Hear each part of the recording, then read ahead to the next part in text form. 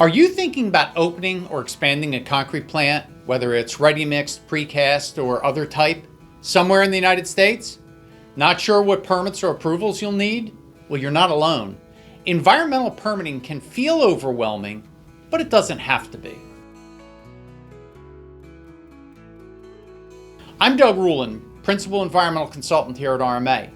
I help concrete producers across the country get their plants up and running efficiently and in full compliance with environmental regulations. Having said that, let's walk through the key permitting steps you need to know if you're in the concrete industry here in the United States. Things generally start at the local level. You'll likely need approvals from your city, township, or county, things like zoning, use variances, site plans, or building permits. Local agencies typically focus on things like access roads, setbacks, grading, and stormwater management.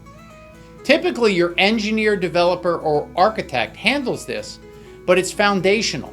Without local approval, nothing else moves forward. Next comes the construction phase, which brings its own permitting requirements, things like electrical, plumbing, fuel tank installations, and often a certificate of occupancy.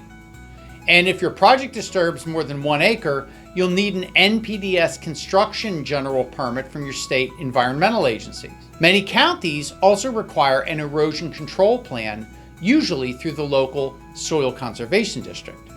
The key here is timing. You can't wait until you're ready to break ground. You've got to get this stuff lined up early. As operations begin, your long-term environmental obligations kick in.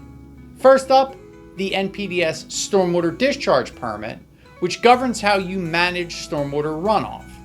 Ideally, you plan for this during design and construction, and without it, you risk serious delays or even fines.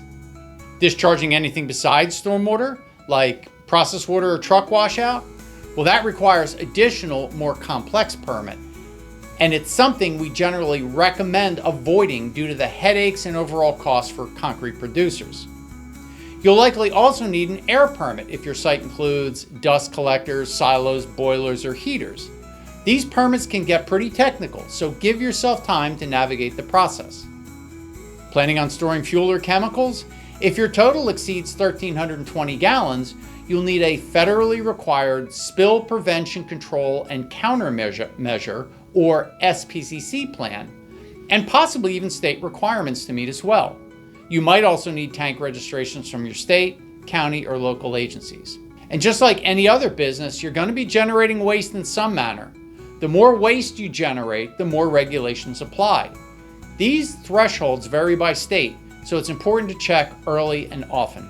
And once things are set up and running, there's additional considerations. Permitting and requirements don't end when the plant is built. Stormwater permits, for example, require regular sampling, inspections, and annual reporting. Air permits may require record keeping or even emissions testing. Most permits also come with annual fees.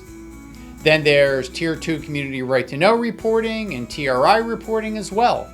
Both are very commonly required at concrete plants all across the United States. And remember, staying compliant isn't optional.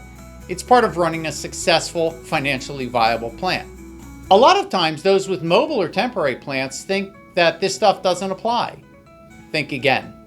SPCC, NPDES, Tier 2, TRI, waste, and air regulations are generally required at the state or federal level. So even if you're out in some rural area, you're still regulated. Maybe enforcement isn't always as strong, but the same rules apply. I always say mobile doesn't mean exempt.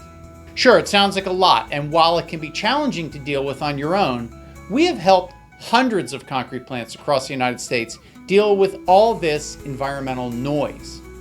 Permitting isn't there to slow you down, it's there to protect your business, your neighbors, and our environment. My advice is to start early.